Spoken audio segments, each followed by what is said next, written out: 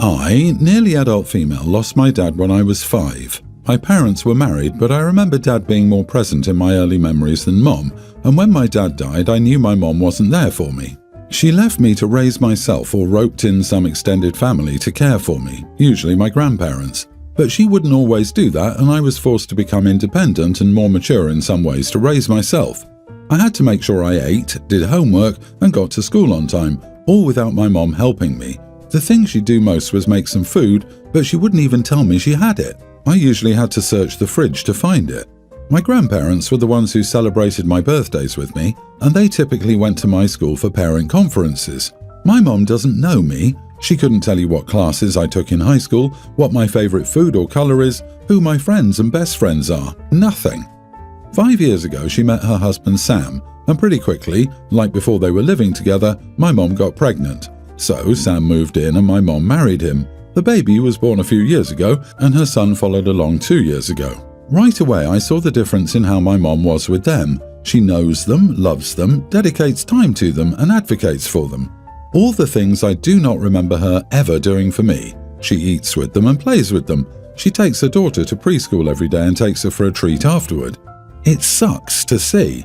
I didn't get a good mom, but I see she had it in her to be a good mom and chose not to be. Sam isn't as good as my dad was, though, but he's still better than my mom ever was to me. Last week, my mom asked me to babysit for her and Sam, and I said no. My mom was shocked and asked me why I wouldn't babysit. I told her I had work and I had plans with friends. She told me that she would have expected me to want time with the kids. I told her I didn't want time with her over family. She asked me what that meant, and I said Sam and the kids are her do-over family. She's a better mom to her younger kids, and she and Sam have created their own perfect little family with them and their kids. But she was never that for me. I told her I had zero interest in helping her with the do-over family. I pointed out that it was the most she'd said to me in years because she usually doesn't talk to me or include me in anything. The only reason she was speaking to me was that she wanted something. She was all, "How dare you say that about Sam and the kids?" She told me I had an awful attitude and she hoped the kids would never pick up on how I felt about them and their dad. She told me they deserved better than being described that way, and she told me I had some nerve to be jealous that her kids had a happy family life. I laughed and told her she only cared about them and that was clear. She called me a nasty little witch. Am I the idiot? I mean, no, not the idiot, you're right and we're blunt about it. Your mom wasn't and isn't there for you, and it must really hurt to see her be the mom you had wished for. You understandably lashed out at her, and in response, she cussed you out, which is unacceptable. You didn't attack the kids, you directed your anger toward the right recipient. Your mum didn't want to hear your truth. It sounds like you've had your head screwed on right, but I would start making plans for when you can get out of there. College is fantastic. You can find your own chosen family. What I find funny is, how dare you say that about Sam and the kids? No, lady, your daughter is talking about you. Also, it's incredible that 1 minute, their family, still once OP says something about her being a bad mom, Sam and the kids are completely different entities from OP. There isn't a family unit anymore with OP involved. Exactly. OP, your mother is trying to deflect your truth onto her husband and your siblings rather than facing the fact she's the one who's the problem. Ask her some questions. What subjects, foods, etc. are your favorites? What did you do for a particular holiday or birthday? Who was your 5th, 7th, etc. grade teacher? Or whatever questions you want. When she can't answer, tell her she's proved your point. This has nothing to do with her husband or your siblings. It's all on her. Good luck, OP. You deserve better than that, and I hope you will find better. I am in a challenging situation right now. My wife had a 6-month affair in the 7th year of our marriage and got caught. It was a shocking and devastating thing, obviously. She offered me 1 hall pass for each month of her affair. It took years of marriage counselling to get back where we were previously. I used the hall passes my wife gave me at the beginning of the reconciliation. I slept 3 times, each with 2 different women, without my wife knowing. When she gave me the passes, she set several rules. She should not know the use of the hall pass unless she asks. I should answer her questions honestly and in detail if she asks. Protection is a must, no emotional connection. I obeyed all these rules, and I'm going to be very honest here. It helped me subside the resentment I had towards her. That is just how getting even feels, I guess. Not that it's a great thing, but it's a fact. It's been 5 years since everything happened and we're doing great. Last week, she decided to ask me about hall passes out of nowhere. I was honest with her as she asked. I answered every question she asked. Maybe I shouldn't have been honest, thinking now. She doesn't even look me in the eyes now and in a depressive state. I know this calls for marriage counselling for us and maybe individual counselling too. I didn't even remember the hall passes and women before she asked, but I feel like crap now. Was I the idiot? Not the idiot. Fool around and find out, right? She just never expected you to actually use it. So she gave you something to help assuage her own guilt but didn't actually want you to use it. Essentially, she just made a superficial, self-serving gesture in the hopes that you would shut up, forgive, and move on with no actual repercussions to her for cheating. Do you think she only had intimacy 6 times in 6 months during her affair? She should not have gotten to decide how many hall passes you get, and now you have to feel guilty. I feel like you got played. I would suggest using the remaining hall passes and not get guilt-tripped into surrendering them. Using a hall pass is not cheating, in your case at least.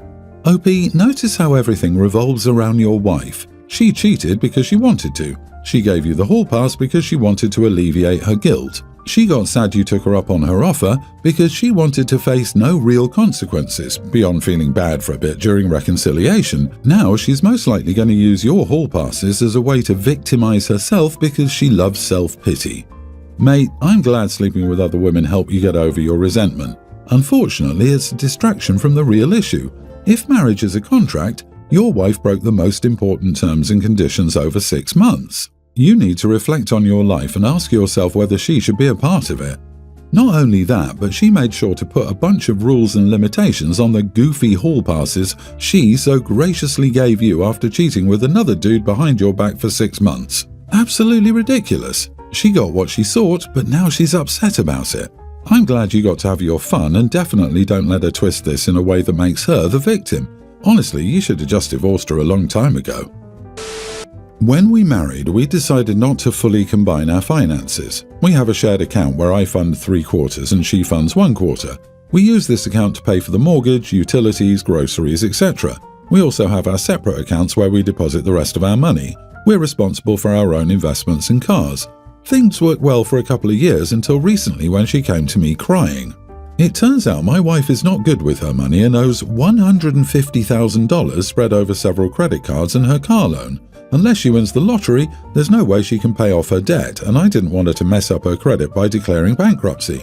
I decided to loan her the money to pay off the debt under strict conditions. I will take over her finances, including receiving her income. She will be placed on a strict allowance and budget. She will have to ask permission to buy anything over $50 and have to go by my judgment. She can take control of her finances once she pays me back the money. She argued against the conditions until I pointed out I didn't have $150,000 in cash stuffed in the couch. I will have to sell some assets, including stocks currently performing well. If I loan her the money, it will cost me money. She finally agreed. This weekend, we were at a dinner party where, after too many drinks, some of the women decided they wanted to take a girls' trip a few weekends from now. My wife asked me if she could go, and I answered no, that it was not within her budget. I'll spare you the details of the argument that erupted, but the short version is that I'm a misogynistic pig who keeps her on a leash. Some argued I should have bailed her out without conditions because there should be none in a marriage. The hurt part is that she didn't once defend me. So, was I wrong to put those conditions on her? Edit, when I got home from work, she started another round of arguments about the trip. I pointed out that she has no money, and she pointed out that she has yet to hit the limit on one of her credit cards which should cover her for a weekend. So I drove back to my office and we'll spend the night there. Our shared account pays for everything in the house. For example, a few weeks ago we bought a new cookware set from Costco, and that money came from the shared account. She works a full-time job. Minus her contributions to the shared account, the rest of her income is hers to spend as she wishes. I cover things we do together like dinners, dates and vacations. The principal amount she owes is about $120,000, of which half is her car loan. The rest consists of interest and late fees. I didn't bring up her debt in front of our friends because I wanted to protect her reputation. I haven't liquidated anything. I'm working with my advisor and broker to decide what to liquidate to take the least financial and tax hit. She doesn't gamble. I looked over her bills and it looked like she spent her money on dinners, drinks and shopping with her friends. We've been married for less than 5 years and do not have children. We've talked about starting a family in a couple of years. Not the idiot. Your wife is irresponsible, and when you bailed her out, she didn't learn a lesson. She and her friends put you on the spot like that, hoping the pressure would force you to say yes. The average person would have realised the mess they'd made and realised they can't spend frivolously with $150,000 debt hanging over their heads. But this shows your wife's attitude. Good luck getting your money back. But dude, this kind of stuff for me would be reconsidering this relationship territory. She didn't just overspend on a holiday and had to borrow $1,000 from you to pay for the hotel tab. She must have overspent for years to build up $150,000 in debt. She didn't tell you about her money troubles until it got so bad that she could no longer hide it. That doesn't bode well for the future because she's essentially been lying to you for all these years. The fact that she thought it was even appropriate to consider a friend's trip when she's $150,000 in debt shows me that she still doesn't get it. Honestly, your arrangement to me was still too lenient. I'd have made her get rid of the car and got her a 3000 beater instead. She can drive a crusted-up old car for as long as needed or start memorizing the local bus schedule. Please support her in finding a therapist. She clearly needs help. Some background. I'm a freshman in college living in a dorm and got a randomly assigned roommate. We live very different lifestyles. I like to stay up late and sleep in late, and she likes to go to bed early and wake up early. At the beginning of the year, she told me she likes to go to bed early and is a light sleeper. I told her I like to stay up late, and we agreed that she could turn the light out at any point and I would be quiet after that. She goes to bed 9 to 11ish, and I often get ready for bed and lay in bed at these times out of respect. However, there are generally 2 or 3 nights a week, one of which is a weekday, that I stay up and out past this time. I keep the light off and do nothing more than crawl into bed when I return home, 12 to 3ish. About 3 weeks ago, my roommate told me she doesn't like me staying out late because it affects her sleep, and she wants me back by 12. My friends have made fun of me since because, out of respect for her, I've left parties, study sessions and hangouts early to get home on time, except for a few exceptions. On Monday night, I was out playing board games with friends and lost track of time. I noticed it was 12:30, and out of respect for her, I decided to pull an all-nighter with my friends in the common room. I returned at 8:15 to shower that morning because I had a meeting at 9. However, I got an angry text later that day calling me out for returning at 8:15, despite me doing my best to remain quiet and even not returning home at an unreasonable hour, as I would have been up at that time anyway. I responded and apologized for waking her up, but explained that I stayed out all night for her and I did nothing wrong. I also explained that while I was willing to compromise and be back most nights at midnight, as long as I was courteous, there would be nights when I would come back later. I got a message last night that she's scheduled a meeting with our RA to mediate, and I honestly want to know if I'm in the wrong, if she's in the wrong, or if it's just a bad situation. Decidedly not the idiot. Your roommate is delusional. You're free to come and go as you please. You pay tuition, room and board just like your roommate does. If your roommate thinks they can control what anyone else does, they are as unrealistic as they are entitled. She isn't your mother and can't dictate how late you stay out. She should have been up when you came in if she's an early riser. As long as you're being respectful, you can keep whatever hours you want, and it's none of her business. She needs to get some earplugs and a sleep mask if she's bothered. She sounds like an angry control freak and you aren't jumping at her command. Yeah, I'm absolutely floored by the audacity and absurdity of OP's roommate. I thought I might be at least a little empathetic towards her, but forget it. All I can think is, holy flying doodle. I thought this was going to be along the lines of using headphones to watch something on a laptop after midnight. Instead, the roommate sounds quite controlling. I wish I could be a fly on the wall for the RA meeting. I, 40 female, have a daughter, a young teen who isn't exactly a tomboy but does boy activities. I'm saying boy activities for the sake of this post. And my mom, 63, is pretty old-fashioned. My daughter isn't doing a sport right now, but she did winter and fall sports. Whenever my mom saw her coming back from basketball all sweaty and stuff, she would scrunch her face. She would tell me her being sweaty and nasty isn't a good image, but she wasn't saying that to my daughter, according to her and my daughter, so I didn't make too much of it.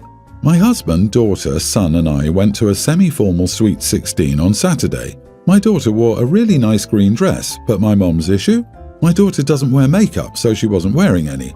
Upon noticing, she said, "Missy, you are very unladylike." Before she could sit down, I told her to get on her phone and call someone because she sure wasn't staying here after saying that.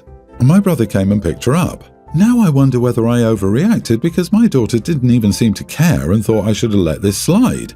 Am I the idiot? Not the idiot. You're right to shut her down. I'm 61 and I remember how oppressive ladylike was as a kid. My brothers were never told to be gentlemen, that would never happen unless they were harassing a girl, but my behaviour would have been curtailed in very many ways if I'd only allowed myself to be ladylike. It was wrong in 1969 and it's very wrong now. And in 1969, a young teen wearing makeup, except maybe nail polish, would have been frowned upon. Your mom is inventing her own standards of womanhood that have never been normal. Keep her away from your daughter.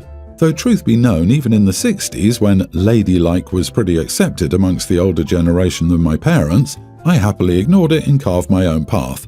Your daughter probably will too, but it's better to be safe. She takes issue with girls playing sports. What is she, from 1850? And a 13-year-old does not need to wear makeup. Nobody does, but certainly not a kid that age. Many girls aren't even allowed to wear makeup yet at that age, and your mum thinks she should wear it daily? Screw all of this. I guarantee your daughter cares and your mom's comments hurt her, but she knows you have her back. You are the shield between your daughter's heart and your mother's outdated judgment.